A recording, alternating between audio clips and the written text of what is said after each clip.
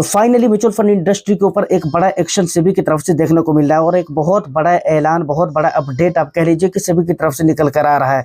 यानी totally 41 schemes ऐसे हैं जिनके बारे में सेबी ने कह दिया है साफ तौर पे कि भाई इन स्कीम को तुरंत बंद कर दिया जाएगा। और अब मैं अपने नज़रिए से देखता हूँ तो मुझे लगता है कि बिल्कुल ऐसे स्कीम्स को बिल्कुल बंद कर देने की ज़रूरत है। और इसके पीछे का रीज़न क्या है मैं उसके ऊपर अभी बात करूँगा। एक नया कैटेगरी भी इंट्रोड्यूस किया है सेबी ने, समझ रहे हैं ना, तो उसके बारे में भी हम डिटेल्स में बात करेंगे। तो ओवरऑल वीडियो बहुत इन्फॉर्मेटिव होगी, बस एक लाइक कर दीजिए, शेयर कर दीजिए। और आप भी अगर इस तरह के फंड में निवेश करके रखे हुए हैं तो आपको क्या करना चाहिए उसके ऊपर भी हम बात करेंगे, ठीक है ना। और चैनल को अगर अभी तक आपने सब्सक्राइब नहीं किया तो चैनल को भी ज़रूर सब्सक्राइब कर लें, क्योंकि इस तरह के इंटरेस्टिंग कंटेंट मैं आपके लिए लेकर आता रहता हूँ। देखिए, हो सकता है कि आपको इस तरह के अपडेट मिल चुके हों और दूसरी बात यह है कि आपको पता चल चुका होगा कि भाई होने वाला क्या है, लेकिन फिर भी जो चीज़ हम बताने वाले हैं वीडियो में, और बहुत सारी चीज़ ऐसी हैं जो कि चेंजेस की गई है। मतलब आप कहते हैं ना कि भाई हम एलोकेशन जो करते हैं तो उसके अंदर इक्विटी म्यूचुअल फंड के अंदर क्या क्या बदलाव हुए हैं वो सारी चीज़ें आज स्क्रीन रिकॉर्ड में आपको दिखलाऊंगा, ठीक है। देखिए, सबसे पहले हम बात करते हैं कि भाई सेबी ने ऐलान किया है कि भाई 41 म्यूचुअल फंड है जो कि सॉल्यूशन ओरिएंटेड टाइप की म्यूचुअल फंड है, उनको बंद कर दिया जाएगा। उनके अगर टोटल हम एयूएम की बात करें तो मैं आपको बता दूं, इनके टोटल जो 41 म्यूचुअल फंड के जो टोटल एयूएम है वो है कितने, 57,274 करोड़, 74 लाख करोड़ से, या इस तरह का जो एक एयूएम है। मतलब एक बहुत बड़ा पैसा है जो कि इन 41 म्यूचुअल फंड को मिलाकर लगा हुआ है, टोटली मिलाकर लगा हुआ है, समझ रहे हैं ना। 57,274 लाख करोड़ से ऐसा कुछ, या फिर आप करोड़ से मान लेना, जो भी रहेगा मैं स्क्रीन के ऊपर आपको मेंशन कर दूंगा, ठीक है। तो उसके बाद इस सेबी ने क्या कहा है कि भाई इन चीज़ों को जो है बहुत ही जल्द बंद कर दिया जाएगा। अच्छा, सॉल्यूशन ओरिएंटेड कैटेगरी के जो फंड है ना, इसमें दो तरह के फंड आप अलग अलग तरीके से मानकर चल सकते हो। इनमें से जो है ना कितने 29 फंड्स हैं, यानी 29 स्कीम्स ऐसी हैं जो कि रिटायरमेंट प्लान के ऊपर है, रिटायरमेंट प्लान बोल करके है। टोटली 29 स्कीम्स है, समझ रहे हैं। जिसके एयूएम की अगर मैं बात करूं तो 32,044 करोड़ का एयूएम है, जो कि 29 स्कीम है उसके। और उसके बाद मैं आपको बताऊं तो 12 जो स्कीम है वो चाइल्ड एंड प्लान बोलकर है, जिसके टोटल एयूएम 25,230 करोड़ का हो जाता है। अब देखिए, यहाँ पर मैंने आपको कहा ना कि मुझे लग रहा था और मैंने पहले भी कहा हुआ था, ये बात आज से भी इसको बंद कर रही है, लेकिन आज से कितना दिन पहले, सालों 1.5 साल पहले मैंने आपको बताया हुआ था कि देखिए इस तरह के फंड में आपको फायदा कुछ होता नहीं है, समझ रहे हैं ना। और मुझे लगता है, मैंने कहा ना कि अपने नज़रिए से अगर मैं देखता हूँ तो मुझे लगता है कि सेबी का ये कदम बहुत अच्छा कदम है, और सेबी ने जो कदम उठाया है बिल्कुल उठा लेना चाहिए था बहुत पहले, और अभी भी उठाया है तो बहुत अच्छा कदम उठाया है। क्योंकि रीज़न यहाँ पर दो है, इस तरह के जो फंड होंगे ना वहाँ पर दो चीज़ें आपको कॉमन देखने को मिलेगी। एक तो रिटायरमेंट बोलकर जो रिटायरमेंट वाले प्लान होते हैं उनमें आप देखेंगे ना तो एक्सपेंस आपको बहुत ज़्यादा मिलेगा। ये लोग स्पेशल प्लान बोल करके ना एक्सपेंस बहुत ज़्यादा चार्ज कर देते हैं, इन्वेस्टर्स से एक्सपेंस बहुत ज़्यादा ले लेते हैं, समझ रहे हैं। और वहाँ पर दूसरी चीज़ है, और दूसरा प्रॉब्लम आपको क्या देखने को मिलेगा, दूसरा प्रॉब्लम ये देखने को मिलेगा कि भाई रिटर्न्स जो होते हैं ना इसकी लॉन्ग ड्यूरेशन में बहुत अच्छे नहीं होते हैं। तो एक तो ये क्या करते हैं कि भाई एक्सपेंस ज़्यादा ले लेते हैं, ऊपर से रिटर्न्स भी कम रहते हैं। तो भाई जहाँ पर मेरे को रिटर्न्स कम मिल रहा है तो वहाँ पर हमारे को निवेश करके क्या फ़ायदा है, समझ रहे हैं ना। तो ये सबसे पहली चीज़ है। दोनों चीज़ मैंने आपको बता दी है। पहला चीज़ तो ये है कि भाई एक्सपेंस ज़्यादा रहेगा, और दूसरी चीज़ ये है कि भाई वहाँ पर रिटर्न्स कम रहेंगे। बहुत सारे चिल्ड्रन प्लान हैं, बहुत सारे रिटायरमेंट प्लान हैं जिनके रिटर्न्स अच्छे नहीं हैं, लेकिन उसके बावजूद भी वहाँ पर एक्सपेंस की बात करो सर तो बहुत हाई लेवल के एक्सपेंस दिए जाते हैं। तो ये मेजर दो प्रॉब्लम होते हैं जो आपको अक्सर सॉल्यूशन ओरिएंटेड टाइप के फंड में देखने को मिलेंगे। अच्छा, अब यहाँ पर दूसरा, इसको दूसरे नज़रिए से भी आप देख सकते हैं, इसका दूसरा रुख भी आप देख सकते हैं। सिक्के का दूसरा रुख इस तरह से हो सकता है कि भाई आप रिटायरमेंट के लिए निवेश कर रहे हैं तो ठीक है, कुछ देर के लिए समझ में आ रहा है कि भाई रिटायरमेंट के लिए आप निवेश कर रहे हैं तो रिटायरमेंट फंड के अंदर निवेश कर रहे हैं। जबकि मैं ये कहता हूँ कि भाई मल्टी एसेट एलोकेशन फंड के अंदर आप अपने पैसे को डाल दो, लार्ज कैप के अंदर आप अपने पैसे को डाल दो, या नहीं तो फिर मतलब मल्टी कैप फंड वगैरह, फ्लेक्सी कैप फंड वगैरह के अंदर आप अपने पैसों को डालो, और डेट फंड के अंदर आप अपने पैसे को डाल दो। मल्टीपल ज़्यादातर पैसों को आप डेट फंड के अंदर डाल सकते हैं रिटायरमेंट के लिए।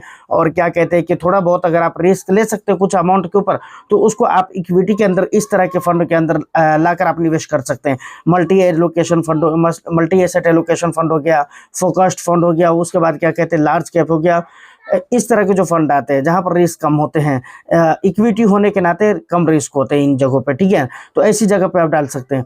लेकिन ठीक है, अगर आप नहीं डालते, रिटायरमेंट में डाल देते तो कुछ हद तक के समझ में आता है। लेकिन जो लोग बच्चों के लिए, बच्चों के फ्यूचर, बच्चों की पढ़ाई लिखाई के लिए निवेश करते हैं, उनको लगता है कि भाई हम चाइल्ड्रेन प्लान के अंदर निवेश कर रहे हैं अपने बच्चों के लिए, तो उनको मैं बोलूंगा कि वो तो बिल्कुल सरासर गलत ही कर रहे हैं।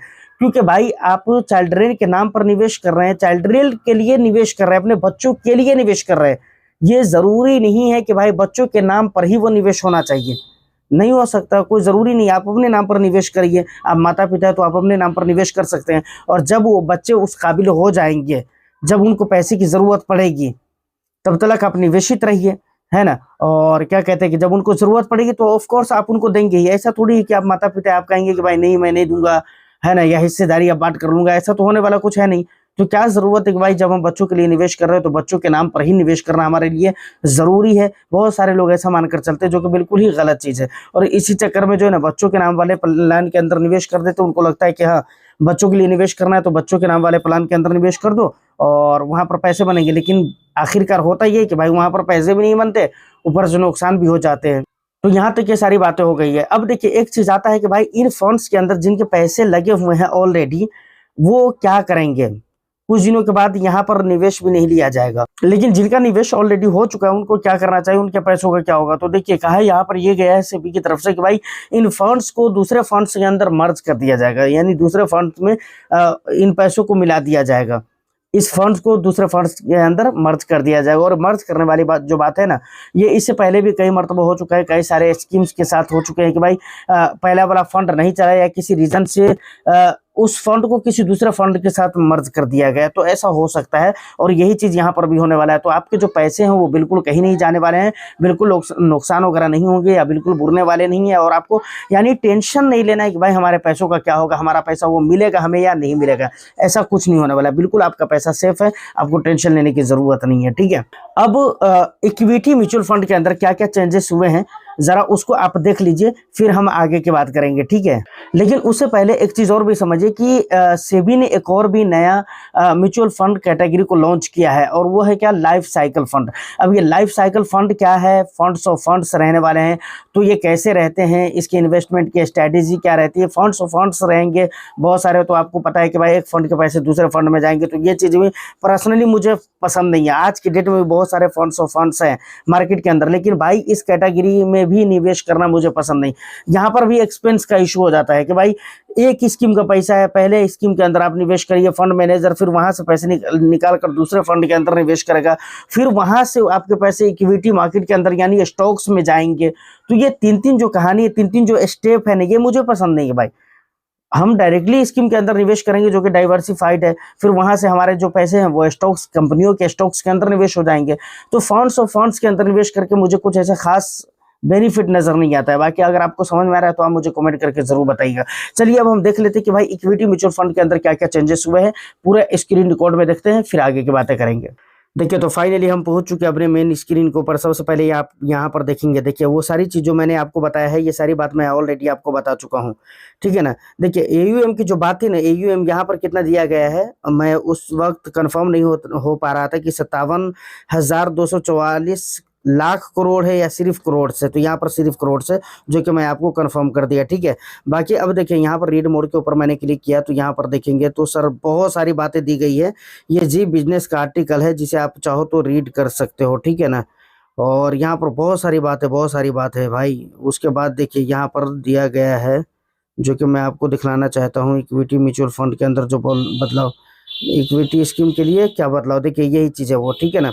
देखिए यहाँ पर क्या है, इक्विटी कैटेगरी में वर्तमान में कुल 11 अलग अलग स्कीम्स आती हैं, ठीक है। उसके बाद क्या कहा गया है, यहाँ पर अभी कुल 552 इक्विटी स्कीम्स है जिनका एयूएम 34.87 लाख करोड़ है। या आप देख सकते हैं मल्टी कैप फंड के लिए क्या कंडीशन अब नई अप्लाई हो गई है पता है आपको, कम से कम 75%, पहले था 65%, अब 75% कर दिया गया कि इक्विटी में निवेश जरूरी है। Large cap, mid cap, small cap में 25%, ये तो पुराना है ही है, ये तो पहले भी था, ठीक है ना। लार्ज कैप में कम से कम 65% था निवेश करना, यानी लार्ज कैप फंड का कम से कम 65% मतलब लार्ज कैप के अंदर ही जाता है। लेकिन अब यहाँ पर कितना कर दिया गया है पता है, लार्ज कैप में मिनिमम 80% निवेश जरूरी होगा। इसी तरीके से large and mid cap fund की अगर बात करें तो यहाँ पर देख सकते हैं लार्ज एंड मिड कैप में कम से कम, लार्ज कैप में जो है ना 35% और मिड कैप में 35% का निवेश होना जरूरी है। मिड कैप की अगर बात करें तो यहाँ पर 65% अभी भी है, ठीक है ना। उसके बाद अगर स्मॉल कैप की बात करें तो यहाँ पर 65% अभी भी है। उसके बाद फ्लेक्सी कैप की बात करें तो 65% है। डिविडेंड यील्ड फंड की अगर मैं बात करूँ तो 80% का यहाँ पर दिया गया है। उसके बाद इक्विटी में कम से कम वैल्यू फंड है, यहाँ पर इक्विटी में कम से कम 80% का निवेश जरूर होना चाहिए। बहुत सारे ऐसे स्कीम थे जहां पर 80% नहीं निवेश करते थे इक्विटी के अंदर, 70% या कुछ ऐसा करके निवेश करते थे और बाकी के जो है ना डेट में या दूसरी जगह पे वो डाल देते थे। तो ऐसा कुछ चलने वाला नहीं है। तो ये सारे बहुत सारी चीजें दी गई थीमेटिक फंड के लिए, देख सकते हैं यहाँ पर कि पर्टिकुलर थीम में मिनिमम 80% का निवेश जरूर होना चाहिए, समझ रहे हैं ना। यानी जो भी थीम के ऊपर वो थीमेटिक फंड है, उस थीम के अंदर या उस सेक्टर के अंदर 80% का निवेश जरूर होना चाहिए। तो इस तरह से बहुत सारे फंड्स के नियम वगैरह बदल दिए गए हैं। देखिए ELSS फंड के बारे में यहाँ पर बताया गया है, 80% की बात की गई है, ठीक है। तो इस तरह से ये पूरा आर्टिकल है जिसे आप रीड कर सकते हो। सेबी के भी ट्वीट वगैरह को इसने मेंशन यहाँ पर किया हुआ है। और देखिए लाइफ साइकिल फंड की, मैंने सेबी ने लाइफ साइकिल प्लान्स लाने को दी मंजूरी। अब ये लाइफ साइकिल प्लान कैसा रहता है आने वाला समय में पता चलेगा, ठीक है। फाइनली इतनी बातों का तो आपको अंदाजा हो ही गया है। तो फाइनली यहाँ तक अगर आप वीडियो में पहुंच चुके तो आपको पता चल चुका है कि भाई क्या क्या चेंजेस हो चुके हैं और सॉल्यूशन ओरिएंटेड जो फंड होने वाले हैं, चाइल्ड प्लान और रिटायरमेंट प्लान बोलकर, उसका क्या होने वाला है। और इसको तो बंद हो जाना चाहिए था। मैं तो बहुत दिन पहले बोला था भाई इस तरह के फंड से आपको बच कर रहना चाहिए, कोई फायदा नहीं है यहाँ पर निवेश करके। फाइनली इन तमाम तर मुद्दों के ऊपर आपकी क्या थिंकिंग है, आप क्या सोच रखते हैं इन मुद्दों के बारे में, आप मुझे कमेंट करके जरूर बता सकते हैं। अपना वैल्यूएबल फीडबैक भी जरूर दीजिए। मैं फिर मिलता हूँ किसी नेक्स्ट एंड इंटरेस्टिंग वीडियो में। जब तक के लिए all the best. Thank you for watching.